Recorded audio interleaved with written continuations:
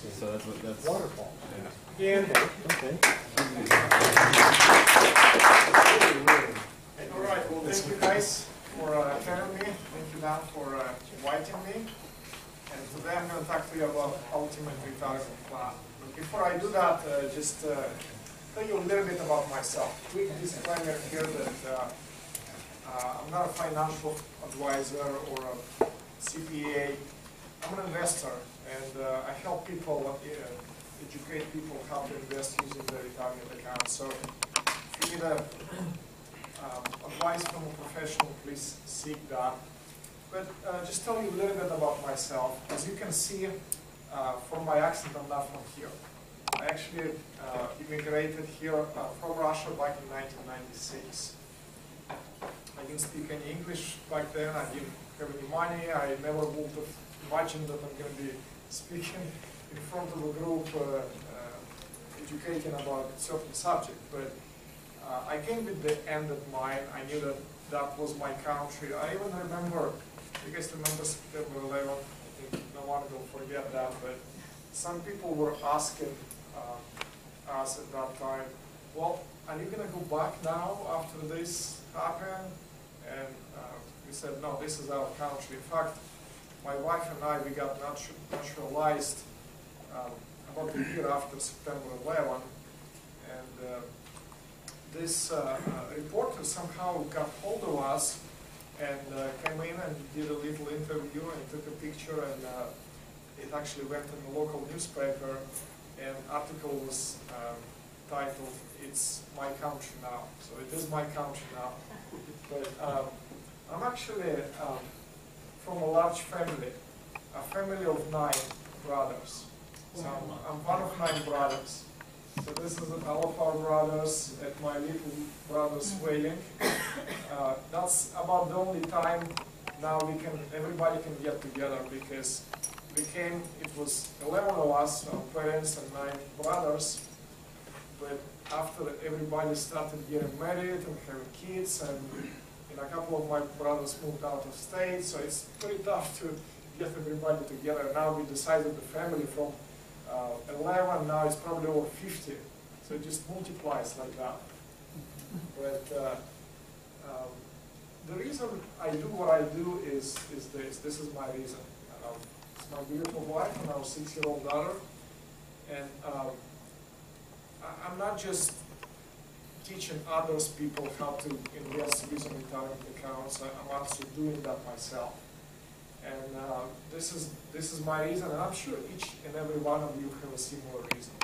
You can put a similar picture, and I encourage you to do that, because that's going to help you and will keep you motivated to do the things that you need to do, so that you eventually can get to the point. And when talking about retirement, some people may say, well, it's maybe too early for me, or maybe it's too late for you.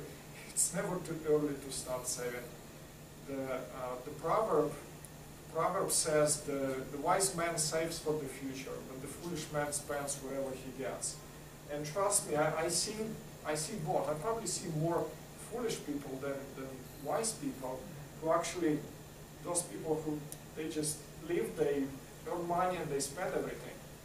But you want to be wise, and you want to think about the future, and you want to put money away for a rainy day. So that's my reason. And what we do is we basically help people obtain control over their retirement accounts. And just a little bit more of my background. I actually, as I mentioned, when I came in this country, I didn't speak any English, so my very first job was working at the minimum wage. I remember back then, 96, 97 was like $4.75. I was working at some assembly line with a bunch of other immigrants who didn't speak any English. But I went to school, studied English as a second language, translated my degree. My background actually in engineering, that's what I went to school for back in Russia. That's actually helped me in my business. When I started this company, as an engineer, I was trained and taught and I like systems, so I created systems to help my clients also in managing their finances, their retirement accounts. When I started in, I was translated my degree, was working in the field as an engineer, and then actually in 2001 I got laid off. I got laid off from work, and that's when I made a transition in financial services. And about the same time, I got introduced to real estate investing. I came to learn about this size full of people, and I learned about real estate more in that couple hours that evening than in my entire life prior to that. I actually made a decision that evening that I will never be a tenant. And it took me a couple of years. Actually, my first real estate meeting was like in 1999. So in 2001, I actually was able to accomplish my goal and buy a residence. And then following year, I purchased my first investment property. But after I got laid off and transitioned into financial services, I was helping people basically plan for the future, retirement accounts and so forth. But I was limited to just investment options that the company that I was working with provided. Basically, those investment options were confined to just the stock market. And now just a quick survey here. How many of you guys here have any type of retirement account? Okay, so about 90% of you in the room. Now, how many of you can honestly say that I'm so excited about returns in my retirement account in the last 10 years? Not just last couple of months or a year, in the last 10 years. Anybody? Well, we got one, and probably because there was a self-directed IRA that is part of it.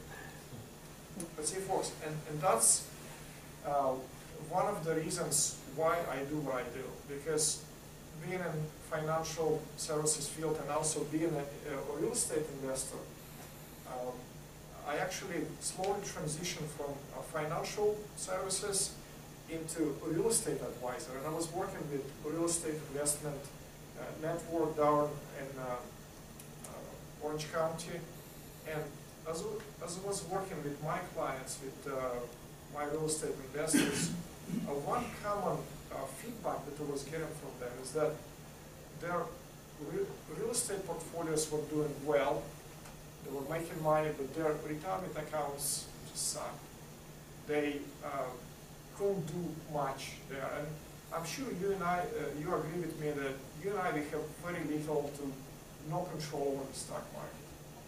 We can play some tricks and do some of the strategies, but at the end of the day, we have very little control. But there are investment opportunities that you have, or you could have a lot more control over. And the only way to achieve that is with self-directed IRA. Now also, some people, because when it comes to investing, I teach my investors, it's very important to be diversified. And some people say, well, I am diversified, I invested in this mutual fund, and it's spread over 100 different companies. Well, the truth is that you might be diversified within that one asset class, but you don't have a true diversification. And in order to achieve a true diversification, you can only do that with self-directed IRA. So that's what I'm going to share with you. And there's a couple of ways you can do that. You can set up a self-directed IRA. Dan had mentioned that a couple of times. And for those who are self-employed or own a business with no full-time employees, small business owners, then your option is a self-directed individual 401k or solo 401k, or it is also known as ultimate retirement plan for the self-employed. And I'm going to focus on this one. I'm going to give a quick overview of the first option, but I'm going to, and the reason I'm going to focus that because of the benefits that it offers. And if you never heard about this option before, you're going to be blown away just the same way as I was blown away when I first learned about that option and the benefits that it offers. So first, let me talk about self-directed IRA.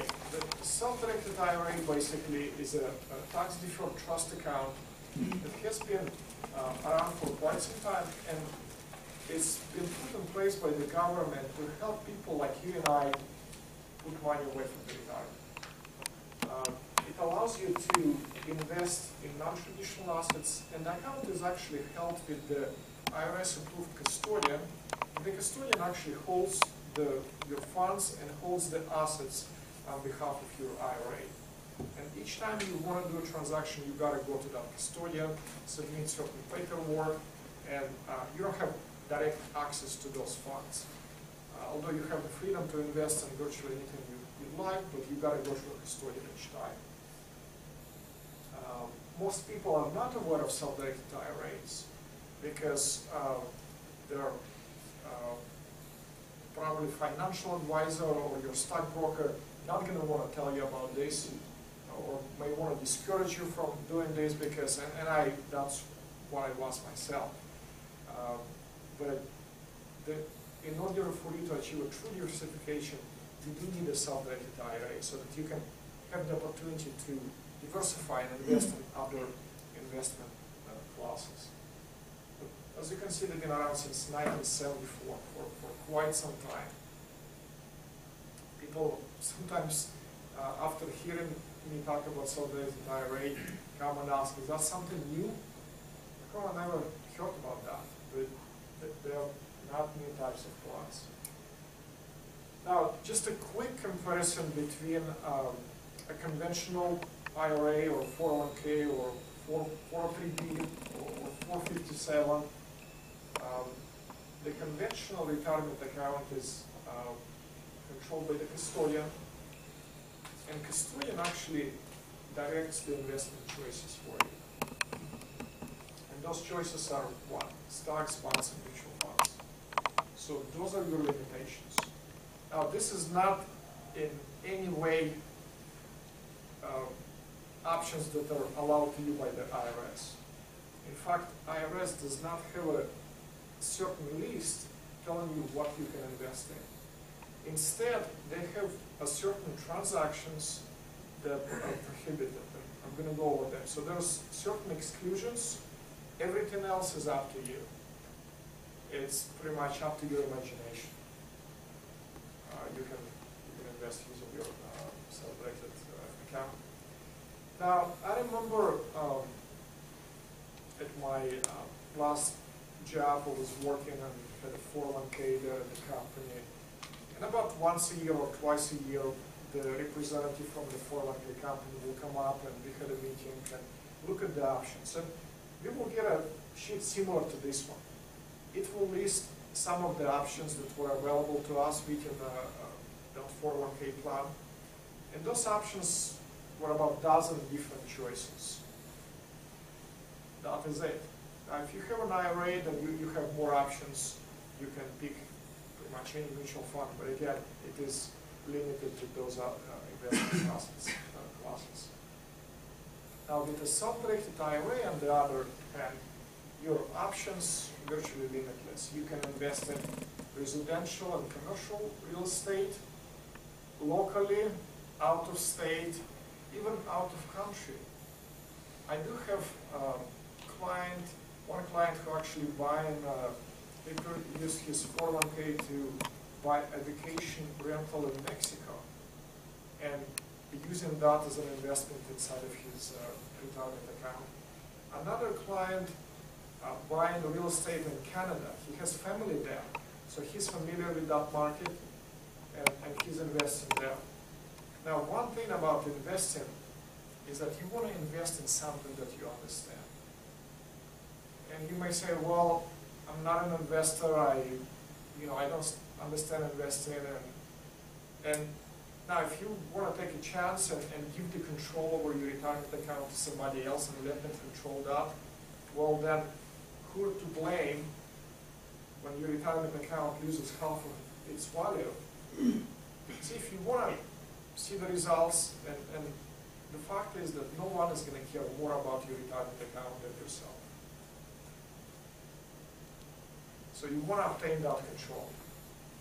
Another client comes to mind, actually used set up a self-directed 401k, and using the funds, he purchased farmland in South America and actually developing that. And later, all of the profits, when he developed that property, will go back into his retirement account, sheltered from taxes.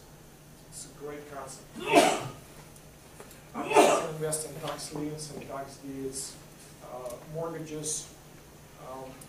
Now, I speak at various different investment clubs, and I see a lot of people actually getting into private money lending right now. So I have a number of clients who use their retirement accounts as banks. They actually in private money lending business, and they use their own cash to lend out to others, while the retirement account either losing money or not making any return. So why not, if that's their main business, why not utilize the retirement account and generate 12–18% return that they can that can flow back into the retirement account? So people are doing that as well. You can invest in businesses. You can invest in franchises. You can invest through LLC, and obviously you can do the same type of investments that you can do with a conventional retirement account. Some people also get confused when they think a self-directed IRA. They think it's a real estate IRA. It's obviously not limited to real estate only, and I'm not in no way suggesting that you should take all of your money from your retirement account and just put it in real estate. Then again, there is no diversification of that. You want to be diversified. So you want to keep portion in a market, but having a self-directed IRA will give you the ability to also invest in just traditional investments, stocks and mutual funds as well. This is just an example of one of our recent clients a few months ago. Jason, he's actually located in Florida, and he found us on the website. He found our website on the internet. He contacted us, and we learned more about self-directed IRA. He had a retirement account that actually a couple of different retirement accounts totaling about $135,000. He lost money over the last few years in the stock market. He liquidated everything, just was keeping in cash, so he could protect the principal. We set up a self-directed account for him, and he invested the money. He purchased investment property. He actually invested a portion of his money into his brother's manufacturing business. That was kind of, it was a startup company that was very successful. And so he invested there, and he invested the rest of the money into a mortgage. He actually, again, used his retirement account as a bank. So lend it out to somebody. And that money is secured by real property. Now, do you think he's more diversified now than he was before? Won't you agree? And again, this is just one example. How are you going to diversify it? How are you going to invest it? It's totally up to you. We don't sell you investments. We just give you the tools, the ability to make those investments.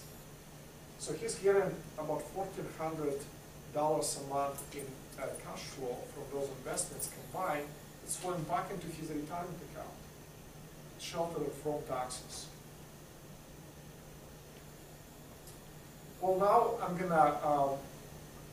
It's gonna be a heart to my presentation, Solo 401k, and very excited about that. But Solo 401k is not a new type of plan. They have been around for some time, and the name comes from Internal Revenue Code Section 401, subsection K. So that's what the name 401k comes. Now the Solo, as the name implies, it is designed for self-employed individuals or sole owners of the businesses. And so it's designed for self-employed people. They've been around for quite some time. Now, they haven't been popular until about 2002. That's actually when there's been some changes in the law that's made it actually made all those benefits and how the calculations were, for contributions were calculated, improved, and that's when the interest in these plans actually increased. But there's still a lot of people are not aware of those.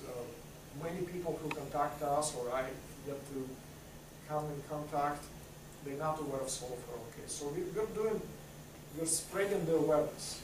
We're making this known. We actually, I just came back from Florida about 2 weeks ago. I've been contacted by this a company, TV. They produce TV shows, the studios in Florida, and they're doing different segments on businesses that provide solutions. And the TV program called 21st Century Business. So they actually invited me to their studio because when they learn about what we do for people, they thought, wow, that's a great solution that you guys provide. So it's actually being developed, that program. It's going to be shown on CNBC and Fox Business News in the next couple of months. So we're pretty excited about that. And that's part of the awareness that we are spreading more, making people be aware of that option. But eligibility requirements, and these are the only two things you need to remember. Not everyone can do a solo 401k. Unlike an IRA, anybody can set up an IRA or self-directed IRA. But solo 401k has some requirements. So not everyone will qualify. The requirements are pretty simple. And number one is the presence of self-employment activity. And number two is absence of full-time employees working for you. Yes? Bobby. On this one, if you have employees, can you start a separate business that doesn't have employees and still qualify, or do you? Good question, good question. If you already have existing business, and are you the sole owner of that? Yes.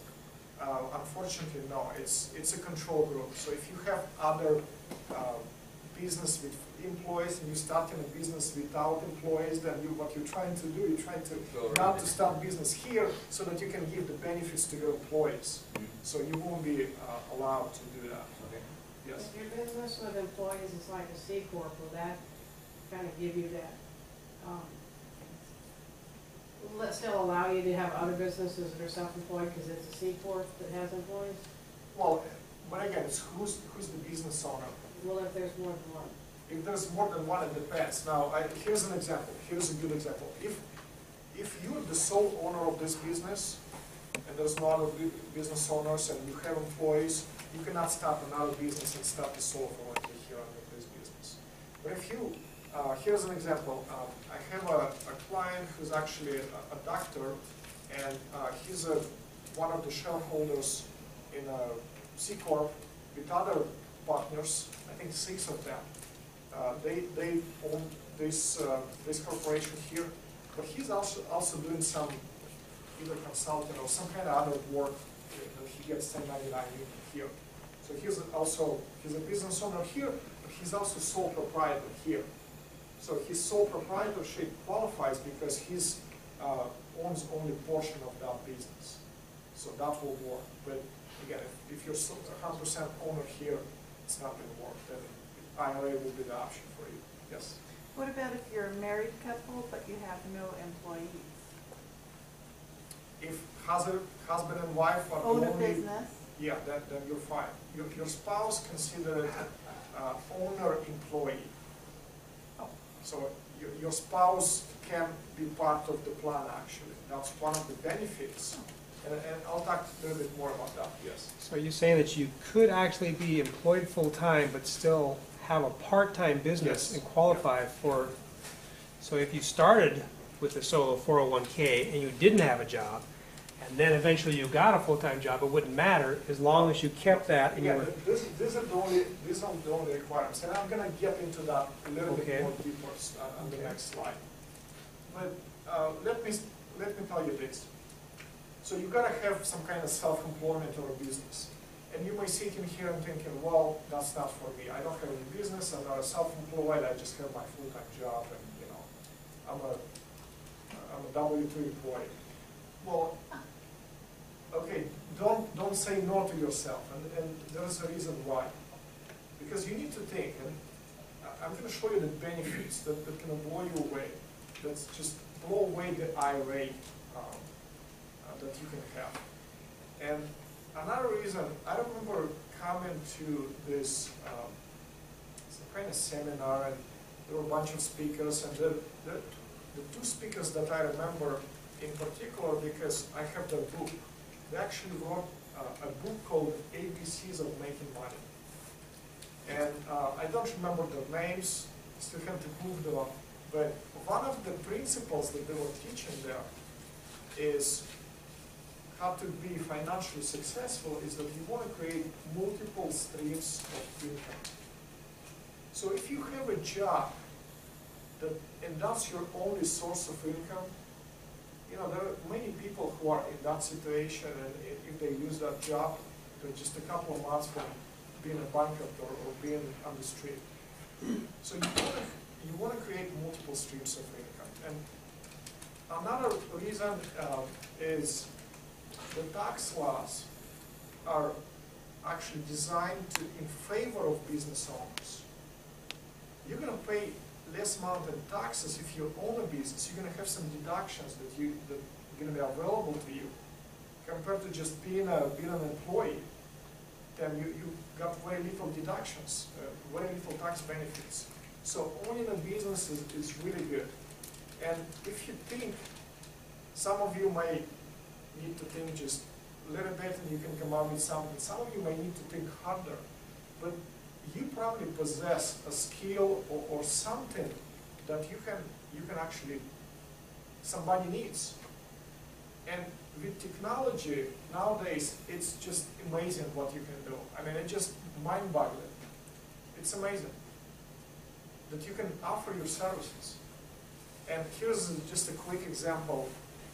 I recently came across this website called Fiverr, Fiverr, Fiverr.com. And this website, you can go on that website and you can pretty much find anything, any service for $5. Now, you know, some services, you know, $5 and then you can create enhancement, but actually people do it full time. I mean, just all kinds of stuff in there. Just one example, you know, eBay, there's a whole bunch of things out there, and if you think you want to create that, you want to create that business, and what the business, if you think about this, and if you create a good business model, and you don't have to reinvent the wheel, you don't have to reinvent the system, you can just get your skill or something that you do kind of get plugged into the good system, and that can be eventually on autopilot. You can create a business. This is the main thing that I do, but I have a couple other businesses, plus I'm a real estate investor. So I really understood that principle, and I have multiple streams of income. And having a business is definitely a good thing, just from whatever position you look at it, it's going to be beneficial. So don't just say, no, I'm not qualified for it. Just think about it. Is there an age requirement on the solar? No, there's really no age requirements. Again, these are the only requirements. So these are the only requirements. So let me actually go to the next thing, and actually let's look at each one of those requirements specifically. So remember, the first one is self-employment activity. It can be any type of business. It can be a sole proprietor. An example can be just independent contractor, or a nurse who's independent contractor, not employed. It can be real estate. Any real estate agents in the room? Yeah, one. Real estate agent. Now, for tax purposes, you're considered self-employed. You're a sole proprietor. You receive a 1099 from your broker. So you file a Schedule C. It's a perfect example. Now, you can have LLC or a corporation. That's fine. Partnership. The business, the requirement for the business is that you intend to generate profit and make contributions to the plan. That's the only requirement. Now, you might be just a startup business and you may not have any profit yet. Or you may make some money, but then you've got the expenses. See, for a business, it might take a few years for the business to show profit, because again, as a business owner, you may make money, but then you've got the expenses that you can actually deduct. And so your bottom line shows that you might be losing money. That, you don't actually have to make a profit to set up a plant. You just have to have the intent to generate profit. So even if your business is non-profitable, but you have the intention of generating profit in the future, you qualify, you can adopt the plan.